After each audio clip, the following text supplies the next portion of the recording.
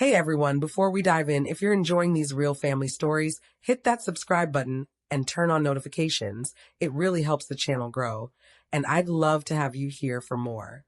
My sister didn't bother waiting for the cake or the birthday toast.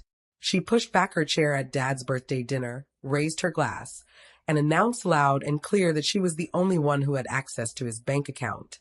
Her voice cut right through the chatter, sharp enough to split the whole table in two. No hush, no second thoughts, just pure confidence. Everyone grinned like she just shared great news. Dad didn't grin. His fingers trembled just a little on his water glass, but I caught it. I didn't jump in. I didn't set her straight. I just sat there, feeling the bank's phone call from earlier burning in my mind, knowing our family was about to crack wide open. So tell me, what would you have done? Hi, I'm Lily. And the weirdest part about growing up in my family is how simple it is to fade away, even when you're right there at the same table. People chat, people laugh, but your words somehow slide away before anyone notices. That's always been the deal between me and Sophia. She lights up the room, and I keep everything steady. She shines, and I make sure nothing crashes behind the scenes. Folks think I'm quiet because I'm shy. The real reason is even quieter. I figured out young that in our house, keeping the peace was way more important than telling the truth. If Sophia sparkled, we all acted like the glow felt nice. If Mom swore everything was okay, we played along. And if Dad paused too long or mixed something up, we all looked the other way so he wouldn't feel bad. It was simpler than facing things head on. Still, Dad and I had our own little groove. He'd ring me whenever numbers got messy or a bill reminder popped up on his phone, and he wasn't sure if he'd already paid it. I never turned it into a thing. I'd just swing by after work, help him go through a few envelopes, sip tea in that cozy old Denver kitchen, and head out before anyone called it special treatment. In our family, even helping had to stay hush-hush. But last fall, I started spotting little slips in Dad's confidence. Nothing huge. Just extra long pauses, tiny details he used to nail, questions he'd asked twice. When I brought it up to Mom, she patted my hand and said, "He's just worn out, Lily. Don't go making a big worry."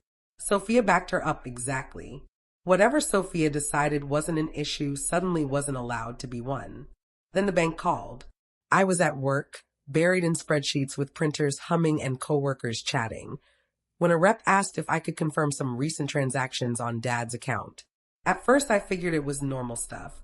Then she listed the withdrawals, big ones, way too close together, and asked if Dad had okayed an extra card tied to his account.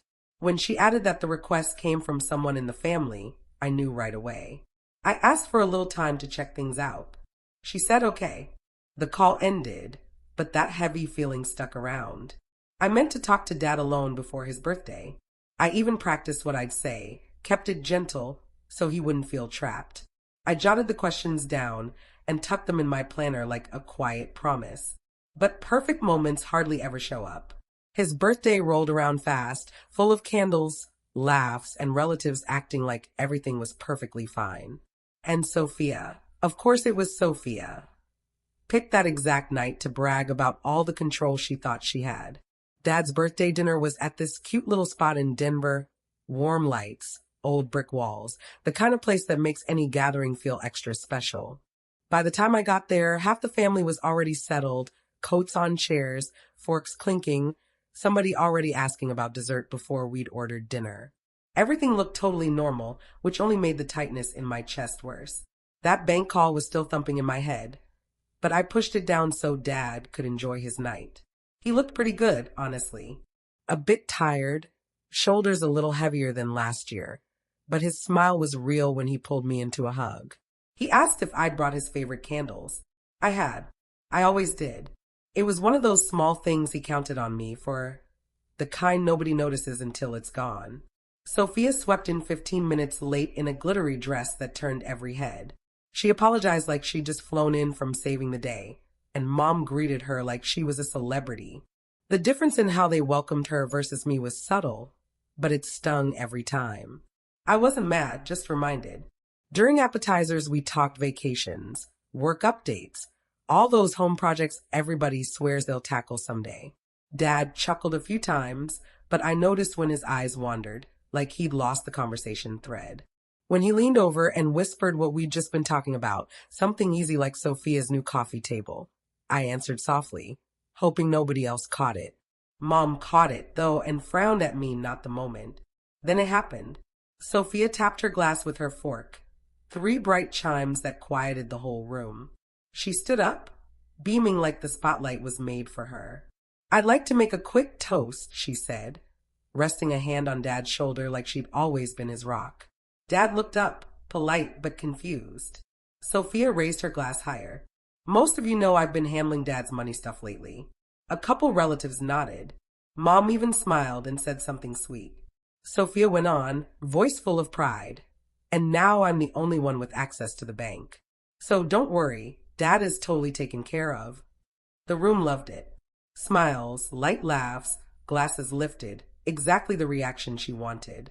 But Dad didn't smile. His jaw tightened just a tiny bit, and something inside me broke open. Everyone was smiling, and none of them knew what her words actually meant. They hadn't heard Dad wonder out loud last month how to check his balance. They hadn't heard the bank rep flag strange withdrawals. They didn't see the form where Dad had named me his backup contact. But I saw it all flashing in my head like a red flag. Sophia soaked it up. Mom dabbed her eyes like she was touched. And I sat there, steadying myself into something cold and clear. I wasn't staying quiet anymore. The little claps after her toast faded fast, swallowed by the restaurant music and plates getting cleared. But the quiet between Dad and me hung heavy. He wouldn't meet my eyes, just stared at the creases in his napkin like they held an escape route. I knew that look, not full confusion, but scared of it. Scared he couldn't remember what everyone swore he'd agreed to. When dinner wrapped up, everyone lingered by the door. Hugs, laughs, promises to get together soon even though we all knew we wouldn't. Sophia soaked up every compliment. She never once looked my way. Maybe she figured I was too small to challenge her story.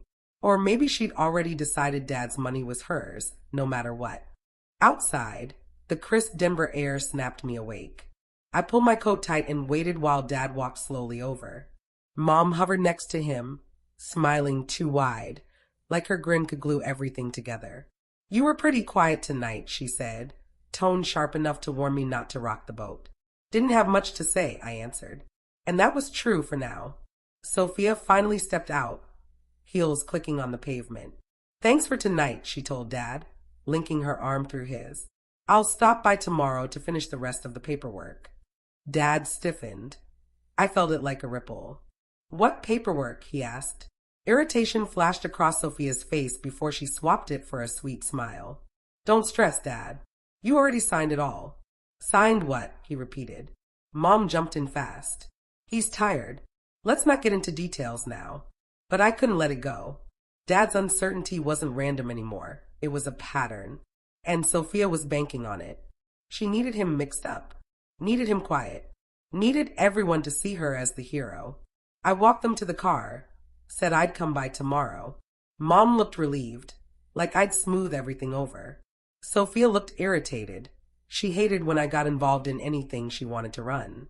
When I got home, I clicked on the little lamp in my living room, the one that throws a cozy glow over the coffee table. I pulled out Dad's folder, policies, statements, payment records, and spread everything out. It didn't take long to spot the problems. Withdrawals too frequent. Notes in handwriting that didn't look like Dad's. A form with Sophia's signature where his should be. My hand stayed steady. I wasn't panicking. I felt oddly calm, like my heart had already made a decision. This wasn't a mix-up. It was a pattern, and patterns only stop when someone finally looks straight at them. I leaned back, staring at the papers under the soft light, and felt something click inside me. The truth needed somewhere to land, and it wasn't waiting another day. The next morning felt hushed, like the whole day was holding its breath. I drove to Dad's just before lunch, half expecting Sophia's car in the driveway. It wasn't. That should have calmed me, but it made my heart race instead. Sophia loved beating me to the punch. If she wasn't here yet, she was planning something bigger. Dad opened the door slowly, leaning on the frame more than usual. His face brightened when he saw me, but tiredness lingered in his eyes, like he'd been wrestling thoughts all night. Inside, Some light spilled across the kitchen table where a half-drunk cup of tea sat next to his glasses. He waved me to a chair, rubbing his forehead as he sat across from me. Lily, he said, did we talk about something yesterday? I can't quite grab it. My chest tightened, not because he forgot, but because he knew he had. That knowing hurt him most. I kept my voice gentle. We didn't really get the chance, Dad. But we need to now. Before I could go on, a car door slammed outside. Sophia's heels clicked up the walk. Mom trailed behind, clutching a thick folder that made my stomach drop. They walked right in like they owned the place more than I ever could. Sophia's smile was blinding. Perfect timing. I brought the rest of the papers Dad needs to sign. Sign for what?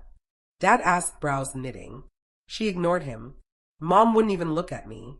I stood up slowly. We're not signing anything today. Sophia spun toward me, smile gone.